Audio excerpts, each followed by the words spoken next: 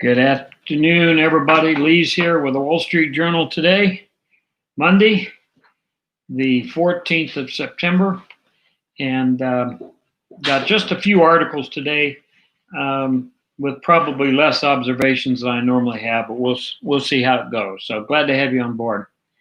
So first of all, a lot of us with Apple users, I use Apple TV, Apple laptop, Apple phone, and iPads. Trying to think if I have any other Apple product than that. That's probably enough. But kind of wondering what's Apple going to drop in September, their normal kind of iPhone event, Apple event, announcing all the different releases that they're going to release late this year and early next year. So Wall Street Journal came up with a wish list that I think is pretty interesting, saying, looking ahead, this is what I hope they will do.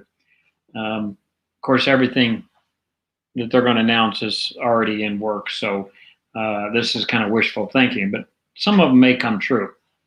So, so a fingerprint sensor, a lot of the other phones have fingerprint sensors along with the Face ID. In the era of lots of mask usage, many of us that use masks for hours a day are finding that a fingerprint sensor would be a real quick log on and work real well. So we'll see where that goes. Actually on the screen, a fingerprint sensor actually on the screen, not to take up the real estate around the phone, since they got rid of that before on the Apple side. Apple Watch, longer battery life. So this is interesting. The Apple Watch is about 18 hours. So lots of us, and I'm for one, just take my battery off at night and it charges all night long.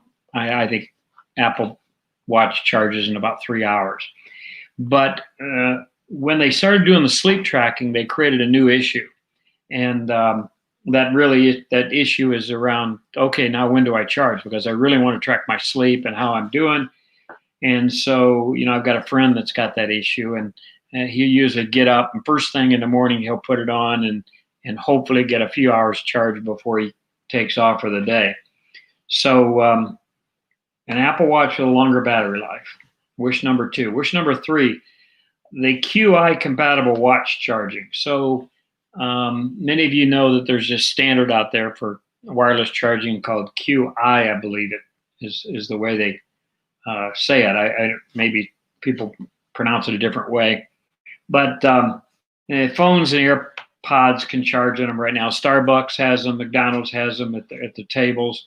So the Apple Watch has its own charger, unique charger, wireless charger, and so that would be especially this sleep tracking. You go somewhere in the morning for coffee, at least you get a quick charge for an hour or so.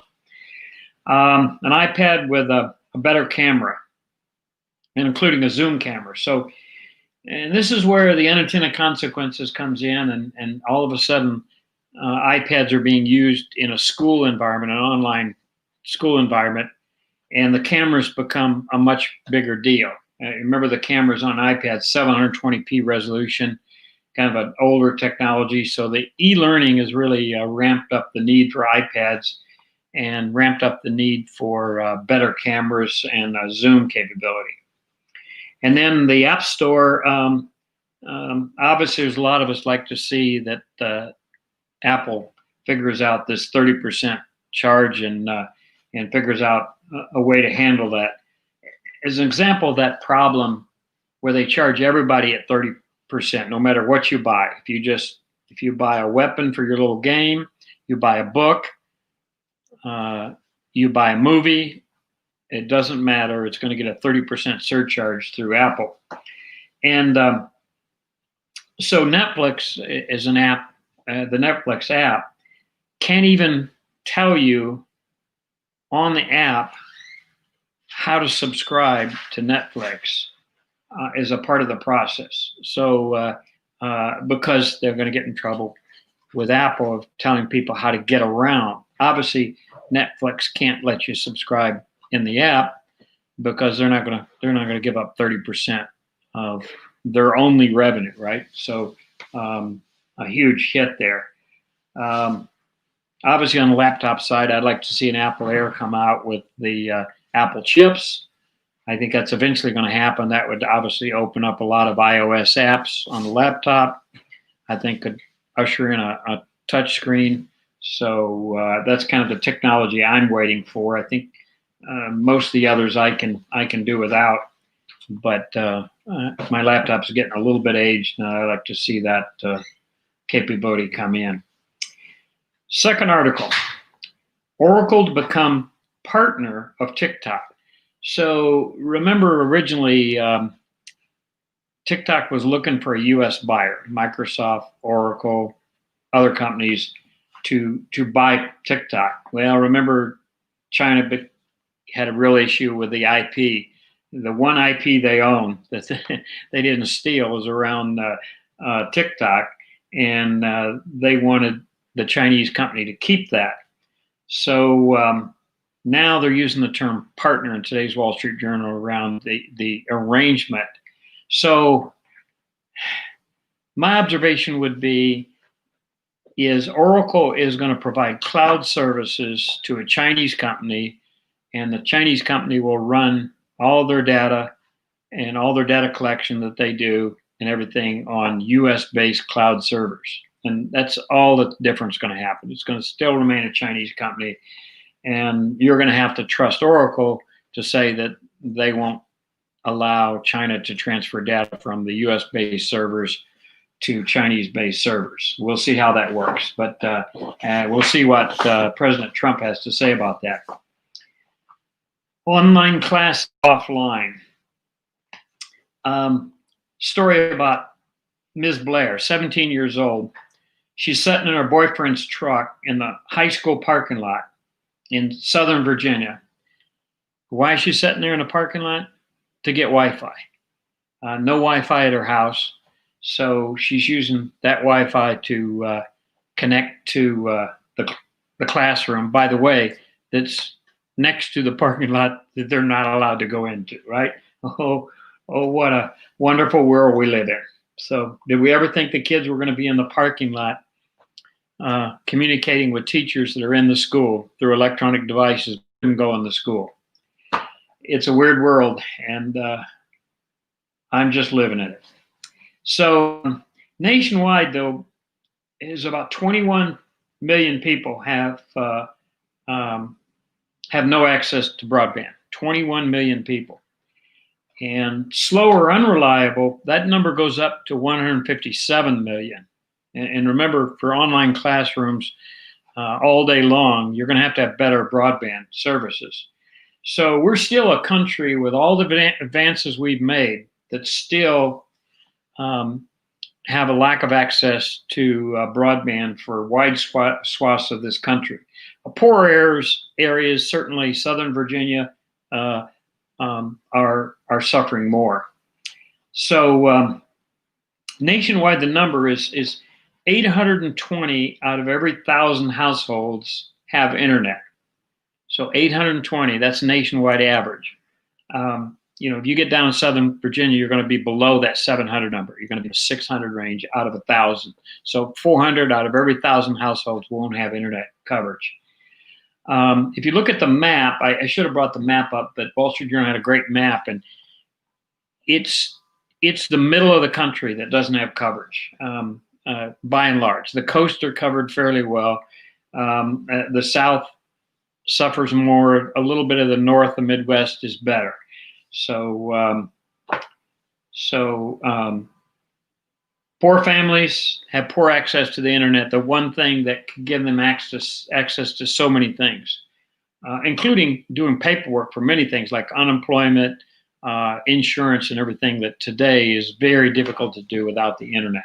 So these families are actually having to travel. They had one story of a boy that was about 15. He went about 4 or 5 miles around a mountain in a four-wheel drive little ATV to get to his uncle's house to get on the internet to do his classes. So Not unusual in this country to not have access to the internet. So the other thing I thought was interesting is they've made some allotments. The other thing with poor people, remember when you have Zoom, you have conference calls, you expose your house on that. And remember, there's all sorts of stories about, people having stuff behind them that, was risque or whatever. And many of us that do, podcasting and stuff, we make sure what's behind us is readily being able to see. But if you're a poor person in a very small house, what you may see behind you is a very poor house and signs of a very poor house. And so many of the teachers are recognizing this and allowing kids to post a picture of themselves instead of having a live Zoom feed. And I think that's pretty neat. But an observation here is, let me give you three things that we need in our house, and you point the differences: mail, electricity, and the internet. Now, what's the difference between all three of those? So the interesting thing is we don't have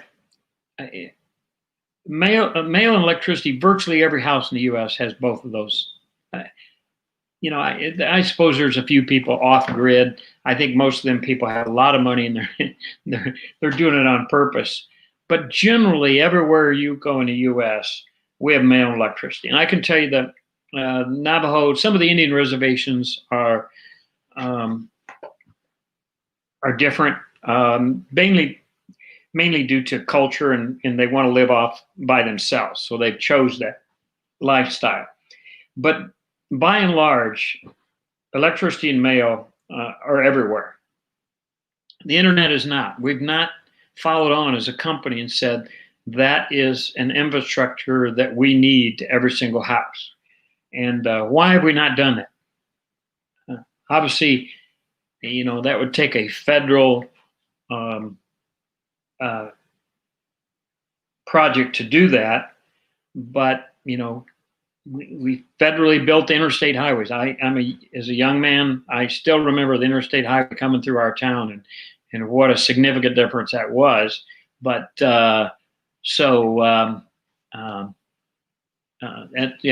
Roger just commented, that's the last mile issue. You've got broadband in every city. It's exactly right. It's the last mile issue. It's getting it from 25 miles away, or maybe even 5 miles away. For instance, the young man that drove the ATV around a mountain, right? He's 5 miles away from coverage. So we've done it. By the way, it reminds me of Mexico. When I built houses down there, it's very common in Mexico.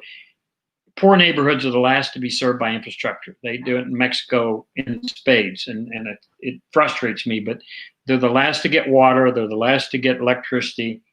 And the internet is just not, you don't even discuss internet. It's just, they use cellular to do anything they want to do. They typically just don't have internet. And they have really suffered with the COVID and classes. Most of them kids have lost everything they ever had. So another comment, network's been elective here. It's not, I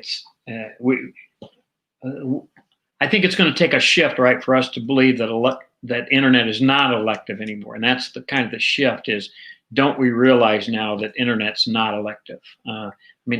There's things I do, registration changes on my vehicle and everything. I don't know how I do in person.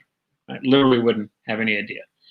So, and hospitals, even hospital visits are done electronically now. We can go on and that, but I think it's time to take that shift. And last article for today is the U.S. job market seems to be recovering. Right now, the U.S. has 6.6 million job openings. Job openings went up in July by 617,000.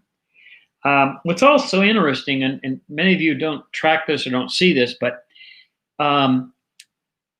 the quits. So there isn't a labor measure of how many people are quitting in the job market. It doesn't say they're out of work. It says they're quitting. And that went up by 344,000 in July. So that means a lot of confidence. Usually people that track that number say when that number goes up, people are confident enough about the job market that if they quit, they can get another better job. And I think they believe that. So there's still two and a half unemployed people for every job opening in the U.S. right now. But to give you a perspective, that's the same as in 2014. And remember, 2014 was 5 years after the recession. So we're well into recovery, in 2014, and we still had that ratio of about two and a half unemployed people for every job opening. So U.S. job markets looks like it's in pretty good recovery. I think the restaurant, the retail space, I'm wondering if we still haven't seen the shock from the COVID shock from those. Lots of small restaurants, lots of small retails that just are not going to make it. And you're going to start to see some job effect from those. But right now it appears like there's plenty of job openings for lots of people, and high confidence enough that people are quitting jobs to go get a better job. So just a few today. Appreciate you joining me today. Thanks for your comments, and hope you enjoyed it. Have a great day and see you tomorrow. Cheers.